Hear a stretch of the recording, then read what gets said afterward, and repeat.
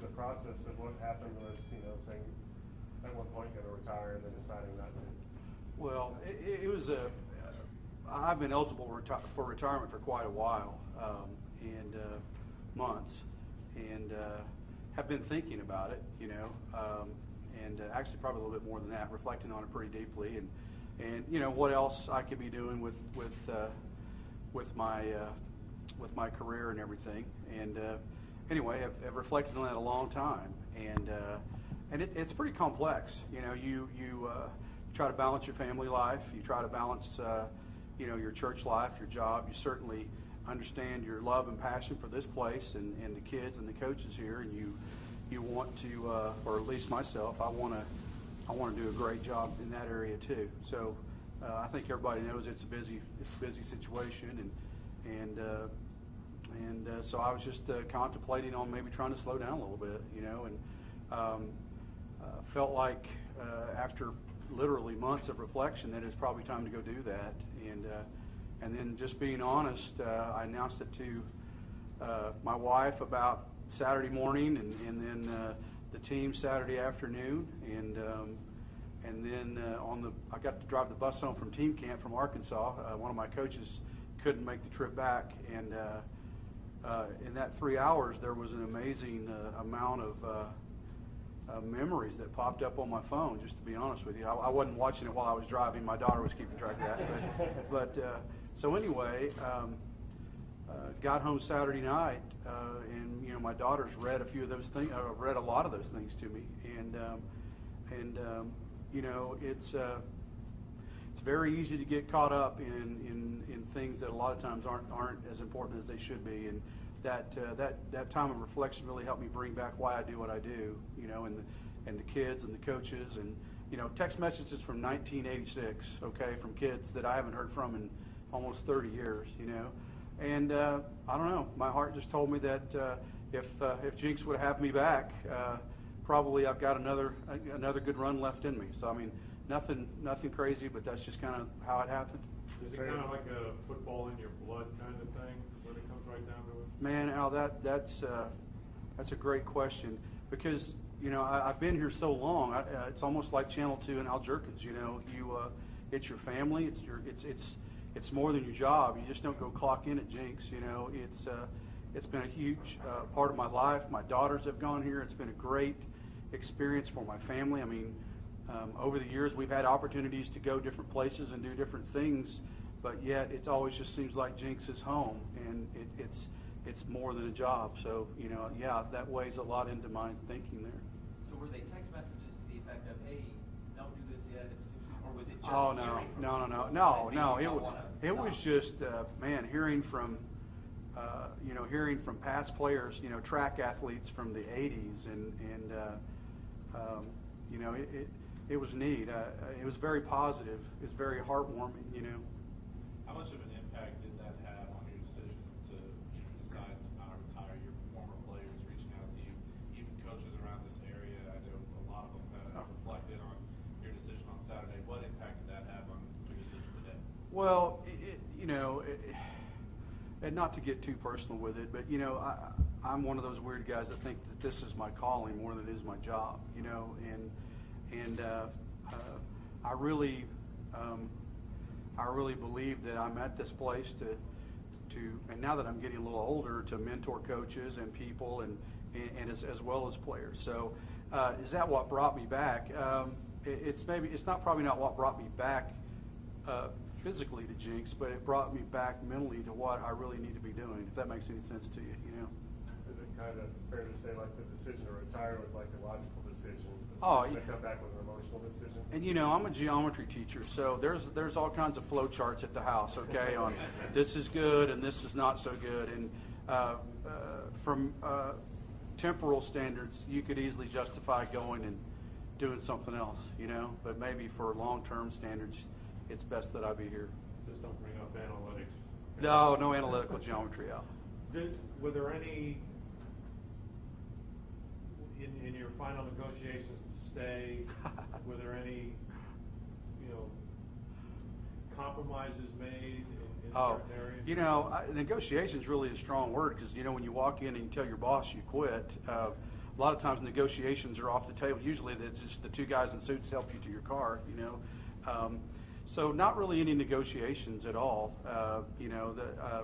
This place is a really team-oriented place. We're like any tight-knit family. We don't really share a lot of things with outside people, but I can tell you the way we're set up here is, everybody has a equal footing. We all work together. We have a common mission of trying to mentor kids. So no, there's not a giant bag of money somewhere or 20 extra vacation days. None, there's none of that is even discussed, especially as financially tight as things are now. When you made that decision last week and announced it to your team on Saturday, was that you retiring from football in general, or had you closed the door on coaching elsewhere, or is No, I mean, the line of work I'm in. I have two girls in college at the same time, so no, retirement just as in I'm not working at Jenks anymore. But no, they're and obviously working on it months in advance. There were other people I had to call. That I had been working on other opportunities. I mean, you can't just walk away. So, I hope that answers your question. Did it ever come about, like, boy, come September and I'm not coaching at the defending state champs, that it would be a weird feeling? Did that ever enter your mind? Yeah. I'm going to miss this stuff when it really. Well, yeah, and I don't know who really said it first, but the last person I heard say this was Coach Frederick at Union. For 14 nights a year, I have the greatest job in the country. And that's really a true statement because with your coaches and your players, that's why you do this. There's a lot of other cargo that goes with it that you would could do without. But it's those relationships, and the bonding and the tough times you go through. I mean, that's the stuff you'll always remember. Yeah, there was a lot of thought on that. You still coming back? Are you going to teach as well still, or? Well, right now I don't have many teaching responsibilities. I teach a worth the wait curriculum, which only meets about 20 times a year. So my teaching responsibility is enjoyable but not overwhelming. There were coaches that talked about the pressure of coaching at a school like Jenks. Is there at any time in this process where you said, "Gosh, I've got to start this all over again in September, and I'm kind of tired"? Well, that's a good question, Mike. Yeah, I'm always tired, but no, there wasn't. I enjoy what I do, and it is hard work.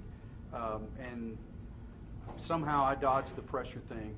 As a player and as a coach, I think I put enough pressure on myself that I don't have to worry about everybody else's pressure, if that makes any sense. Can you just talk for a minute about the pressure in general of working Jenks football?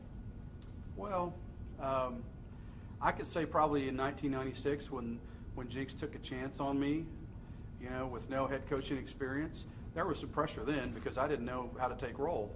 I didn't know the school policies, but we've walked a few miles since then, so it's a way different perspective now.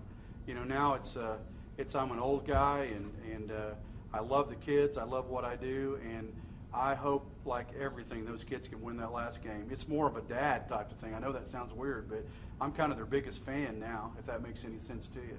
Were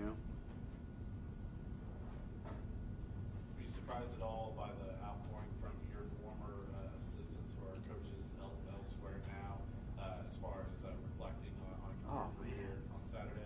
Surprised? Probably some of them that I was such a hard driver as a young guy. Probably it's a wonder they talk to me anymore. But we've been blessed. This district has hired some of the greatest people. Not just because they've gone on and become head coaches, and a lot of them have been really successful, but just because they're good people. They're good mentors to kids, and I've never shied away from hiring head coaches or guys that are a lot smarter than me, and somehow that's always worked for us. So. I really appreciate it. I know that in a career as long as mine, I haven't handled every situation as good as it could have been, And I know that, you know, I'm also one of those guys that can probably tell you the score to every loss, but I can't tell you the score to every win, you know, and that's a bad habit sometimes. But it's, you know, it's a tribute to Jenks for just being willing to hire really good people, you know, and being blessed to work with some of them. Without getting too personal, how has your family reacted to the last 4 days? Were they what are you doing, Dad? Or, you know? I would say if you've ever seen like a collegiate wrestling match that went 3 overtimes, how those guys look after it's over, that's kind of how my family feels. They're tired, you know. I have the sweetest wife ever to tolerate what I do and to tolerate me. And honestly, I was just sharing with Bonnie, they just want me to be happy. You know, they know I've chosen a tough line of work. They know I'm passionate about it. They know I love it. They know it's part of me, and by default, it's part of them. But, you know, they just want me to be happy. You know, I mean, that's the bottom line. And I think my wife is ready for me to go back and go to work and quit wallowing around and worrying about things, yes. How would you kind of